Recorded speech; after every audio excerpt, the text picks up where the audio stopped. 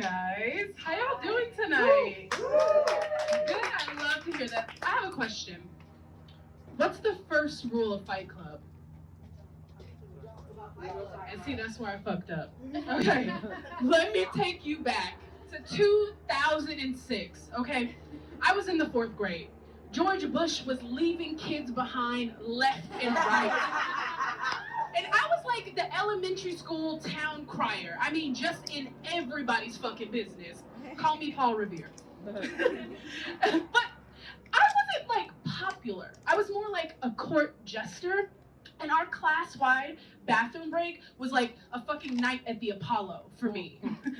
It's so interesting to see the kind of like social hierarchy that exists even in the 4th grade. Because at our girls' bathroom, we had 2 sets of stalls. One side was free and open to use. And some of the less popular girls in our class used it openly. Myself being one of them, though I had no idea why. And the other side sounded like there was a fucking house party happening in there every single day. And there was this big bitch guarding the door. She had been held back a grade. And she was only letting her friends into that side of the bathroom. She'd be like, who do you know here? Like she was working the door at a fucking frat house. I'm telling you, I went home every fucking night and dreamt about that side of the bathroom. It was literally the most important club in the world to me. Because I knew those girls, okay? And they weren't regular 4th graders. Because we grew up on the south side of Chicago. So they ate hot Cheetos and fear for breakfast. And I thought, I have got to get in on that. So I did what any reasonable person would do. I bribed the WWE wrestler who was working the door. After weeks of her stealing my lunch and stealing my snacks without me snitching, she finally came up to me one day and said, you can come to Highside tomorrow during the bathroom break. Oh. Bitch, I was so fucking excited, I skipped dinner. And do I look like a bitch who skips dinner? That whole morning at school, they were all looking at me saying, good luck today, and patting me on the back. And I was just so excited for the fucking attention that I was oblivious to these red flags because I had no idea what the fuck was about to go down.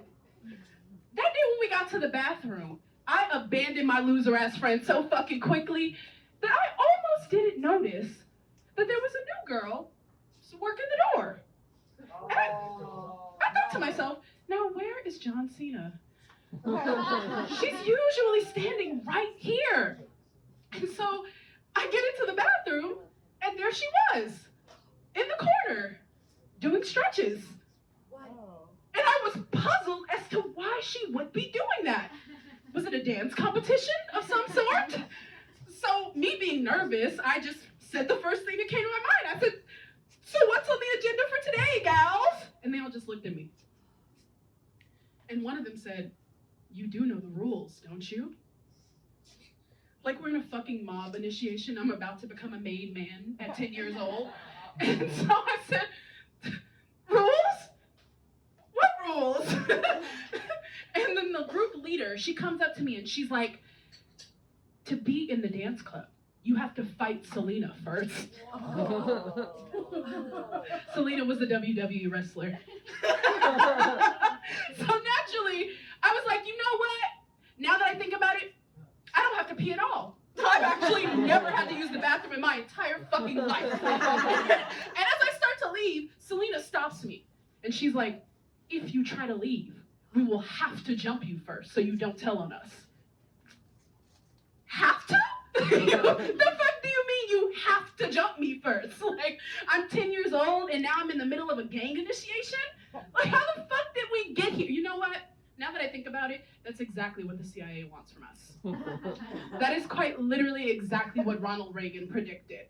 Like, I thought, you know, we were gonna do the pop, lock, and drop it dance. Or we were gonna pretend to be Destiny's Child. Or we were gonna talk about, like, last night's episode of That's So Raven. Or other shit that 10-year-old girls do in the year 2006, you know? And now, instead, I'm here in the middle of a knife fight with a bunch of bitches wearing Heelys.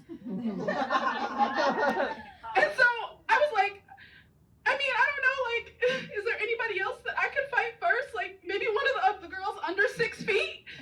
And they all said no at the exact same time. I'm like, I'm fucked. I'm fucked. And when I tell you, that bitch turned into Mike Tyson. I think she was on coke too. Like, she was hitting me so fucking hard and fast, I didn't know where the punches were coming from. And before I knew it, I was falling to the ground, and one of them screamed, "She's dead! Run!" And the last thing I saw before I blacked out was a bunch of light-up Skechers running away from me, just leaving me there. When my teacher came and found me in the bathroom, still laying on the floor in defeat, of course, she said, "Now, I know how you kids feel about snitching." I said, no. Let me stop you right there. It was them bitches over there.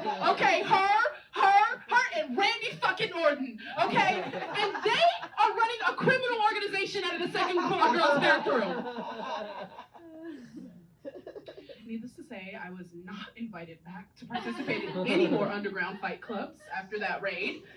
And I think for once, I was happy to not be in everybody's business. And I think the moral of the story, for me at least, is I think we need to start separating elementary schools into weight classes instead of grade levels. Like heavyweight, lightweight, featherweight, because I don't think I should have been in the position to fight Muhammad Ali like that. I think that was a systemic failure. Like, the system failed me. So now I'm an advocate for education reform. Thank you guys so much.